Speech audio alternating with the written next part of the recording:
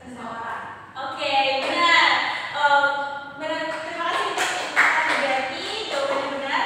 Dan kalau opini itu adalah pendapat pribadi seseorang mengenai suatu hal ya teman-teman. Ini bisa kita lihat. Fakta adalah pernyataan yang dapat dibuktikan kebenarannya. Nah, fakta ini bersifat objektif dan didukung oleh data konkret seperti tanggal, lokasi, atau peristiwa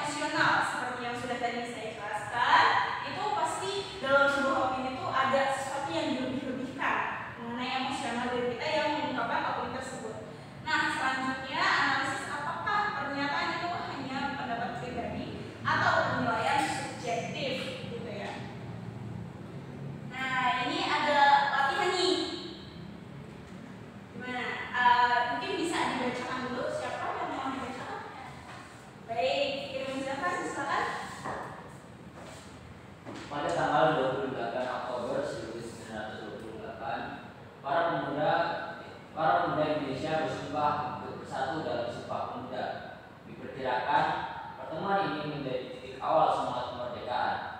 Sumpah Pemuda adalah salah satu momen paling heroik dalam sejarah bangsa. Bagus sekali Fitri atas suaranya bagus ya dan jelas ya. Oke, ini adalah sebuah latihan yang akan dikerjakan oleh anak-anak. Terdapat satu teks mengenai sebuah pernyataan dan anak-anak saya harap bisa mengelompokkan kalimat mana sajakah yang dapat kita kategorikan sebagai mana yang fakta, mana yang asumsi, dan mana yang opini. Begitu. Dari penjelasan tadi pasti teman-teman juga udah mengerti kan bagaimana sih cara kita mengidentifikasi bagian fakta, asumsi, dan juga opini. Baik, mau ini pribadi ya, ini individu ya. Jadi saya berikan waktu dulu sekitar 2 menit agar teman-teman bisa mengidentifikasi mana yang fakta, asumsi, dan juga opini. Pak Masudi? Tidak Ibu, tidak kan? Ya. Hanya sedikit kok. Saya juga jangan lupakan kata kuncinya, jangan lupakan. Ya Bu. Boleh, Fikri Muzaffar. Jadi yang fakta itu pada tanggal 28 Oktober 1928 para pemuda Indonesia bersumpah untuk bersatu dalam Sumpah Pemuda. Mengapa dikatakan fakta? Karena di tanggal itulah emang sudah terjadi. Ingat? Ya, Ya, benar. sudah terjadi. Benar. Lalu asumsi ya. Asumsinya diperkirakan pertemuan ini menjadi titik awal semangat kemerdekaan. Nah, itu asumsi. Kenapa? Karena di situ ada kata diperkirakan. Ya, betul. Selanjutnya. Harus opini. Sumpah Pemuda adalah salah satu momen paling heroik dalam sejarah bangsa. Mengapa? Karena belum tentu juga. Itu hanya pendapat orang-orang.